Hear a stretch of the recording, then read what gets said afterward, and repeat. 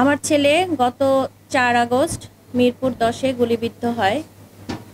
আমরা তার লাশ পাই হচ্ছে সোহরাওয়ার্দী হসপিটালে, যেটা স্যার বলল। তো মর্গে থেকে আমরা তার লাশ নিয়ে আসি।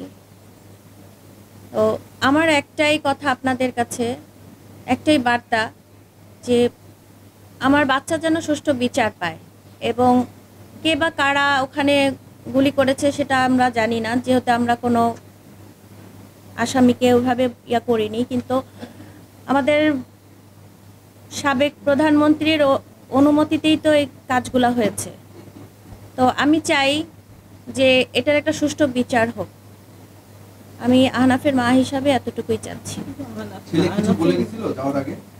আমার ছেলে প্রথম থেকেই আন্দোলনে আছে, শুরু থেকেই আন্দোলন করেছে।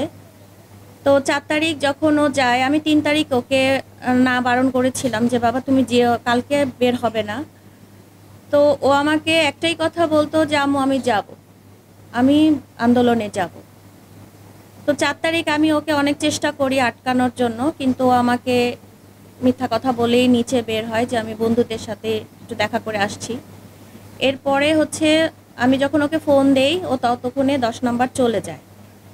তো ওর সাথে আমার লাস্ট কথা হয় ৪টা ৪৮-এ। তো আমি ওকে বলি যে বাবা বাসায় চলে আসো, কারফিউ শুরু হয়ে যাবে। তো বলতেছে হ্যাঁ আম্মু আমরা তুমি টেনশন করো না, আমি সেভ আছি, আমি চলে আসতেছি।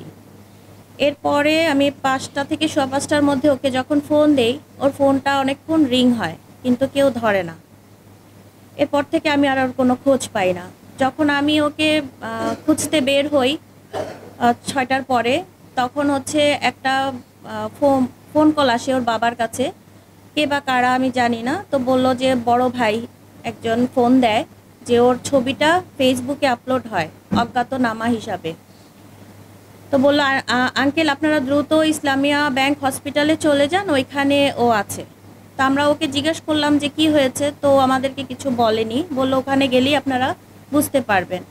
তো আমরা যতক্ষণে ওখানে যাই ততক্ষণে ওর লাশটা সোহরাওয়ার্দী মর্গে নিয়ে চলে যায়। তো ওখানে যাওয়ার পরে আমরা অনেক খোঁজাখুঁজি করার পরে তো কিছু ওখানে স্টুডেন্ট ছিল, ওরা আমাদেরকে বলল যে আন্টি আপনারা যেহেতু ছবিটা দেখানোর পরে বলল যে আন্টি এরকম অনেকগুলো বডি হচ্ছে আমরা সোহরাওয়ার্দীতে পাঠানো হয়েছে, আপনারা দ্রুত সোহরাওয়ার্দী চলে যান, না হলে ওর লাশটা তো বেওয়ারিশ হিসাবে চলে যাবে। তো আমরা দ্রুত সোহরাওয়ার্দী যাই, যাওয়ার পরে ওখানে আমরা মর্গে ওর লাশটা পাই।